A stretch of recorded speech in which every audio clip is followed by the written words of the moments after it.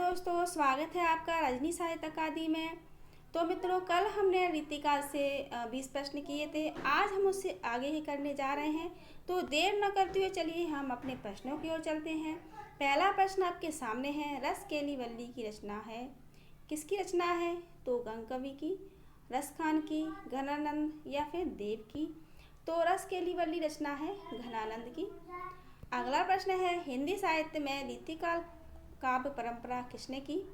तो रीति काव्य परंपरा स्थापित किसने की? देव ने, मतीराम ने, सेनापति ने या फिर केशवदास ने। तो इसका राइट आंसर है केशवदास ने की। अगला प्रश्न है, रीतिकालीन कवियों की रचनाओं का मुख्य प्रयोजन क्या था? साहित्य की समृद्धि, स्वांत सुखाय या फिर आश्रयदाताओं को यशगान।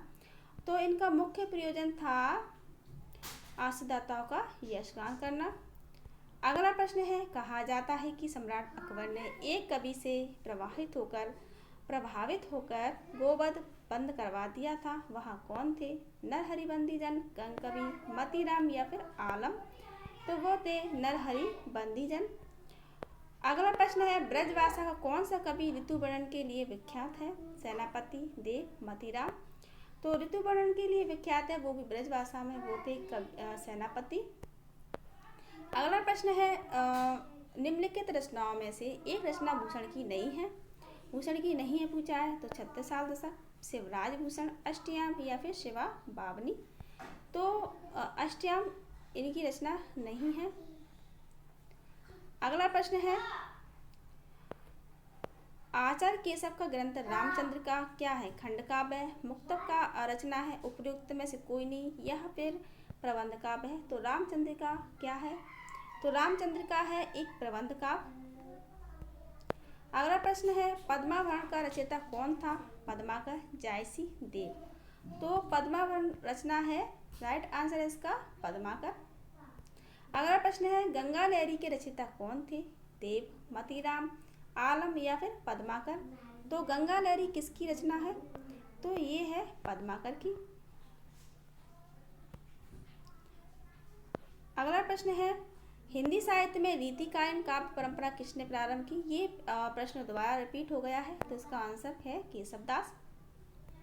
अगला प्रश्न है, रीतिकालीन कौन सा कवि सुजान नामक वेश्या पर अनुरक्त था और उसी प्रसंग में उसे सुजान सागर नामक रचना की? आलम, रसीम, ग्वाल या फिर घनानंद।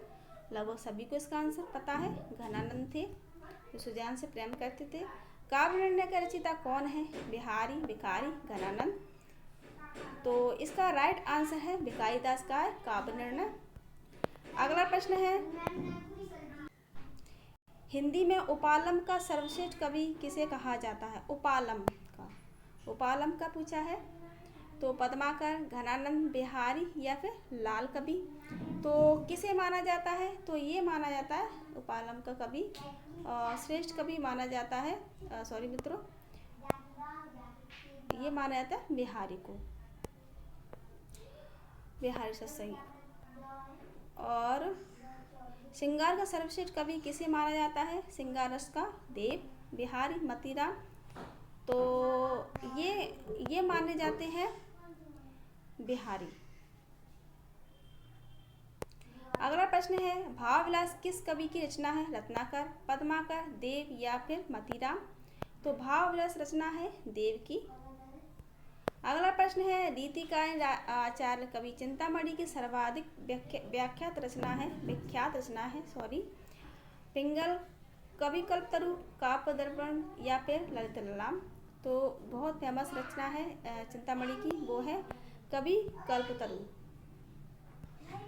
अगला प्रश्न है, निम्नलिखित ग्रंथों में किस एक के रचनाकार मतीराम नहीं है? रसराज, रत्नकौमुदी, साहित्यसार या फिर कवि कल्पतरु। तो नहीं है, तो ये है कवि कल्पतरु, चिंतामणि की है।